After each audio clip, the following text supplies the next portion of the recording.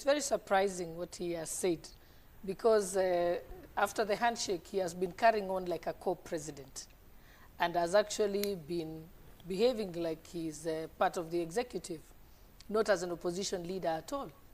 I remember seeing pictures, particularly the one when he was in Taita Taveta.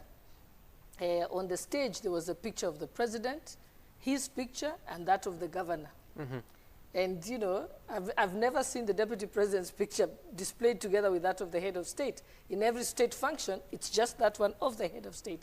So he's been carrying on like that and participating and behaving like he's part of the government. So right now, he's beginning to say that I have tried to correct things in government. He hasn't. In fact, he used to do that when he was playing his opposition chief role. Mm-hmm. In fact, if you remember, what made Raila Odinga likable in the past, he called out the Eurobond, he called out SGR, he called out, I think, NYS. He was always at the forefront of keeping the government in check.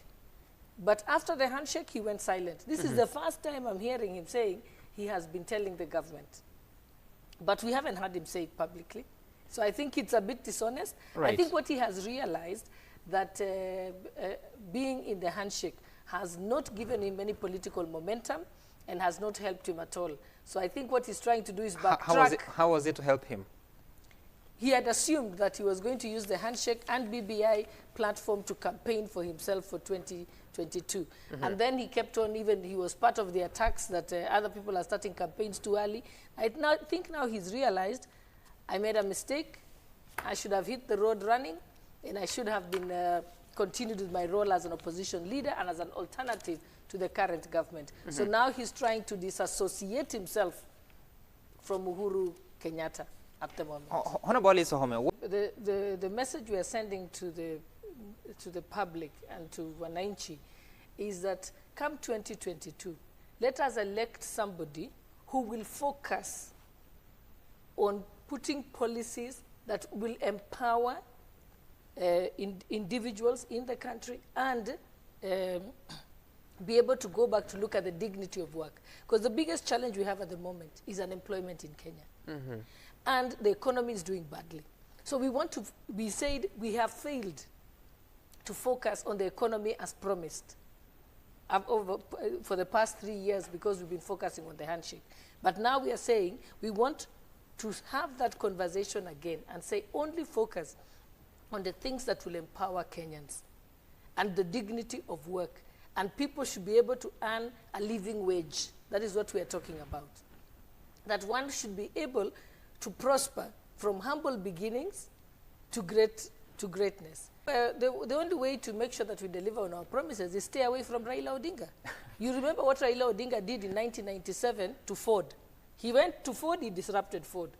In 2002, he went to Kanu, he disrupted Kanu.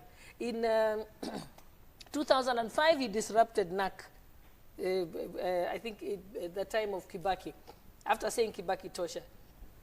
In 2013, he messed up code. In 2018, he did exactly the same thing to NASA. Now he's on his own. Now Jubilee. And then he has come to Jubilee. Okay. So actually, if you want to have progress in this country, stay away from Raila Odinga. Because Raila Odinga will cause mayhem wherever he goes. He is not interested in the progress of this country. I think I want to put an end to these attacks on the Hustler movement or the wheelbarrow, what they're calling the wheelbarrow movement. The wheelbarrow movement is not literally the wheelbarrow. It is a decision. It symbolizes the decision to focus on the 16 million Kenyans in the informal sector. Mm-hmm. And someone like Wanjiru knows this very well because she does a lot of work relating to that in terms of refocusing our budget. And that is what it means. So it is not a literal wheelbarrow.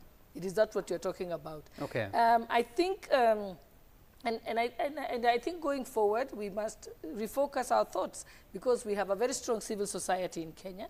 I think the civil society must begin to have conversations also and persuade Kenyans that we must begin to elect leaders who are going to think about the economy. Because right now the biggest crisis we have is the economy. All right. And that is a conversation we must be having. Thank and you. I think anyone who talks, if you talk and say you owe me a debt, that is not a policy that's going to help Kenyans. It's not about the debt. It's about helping the country move forward.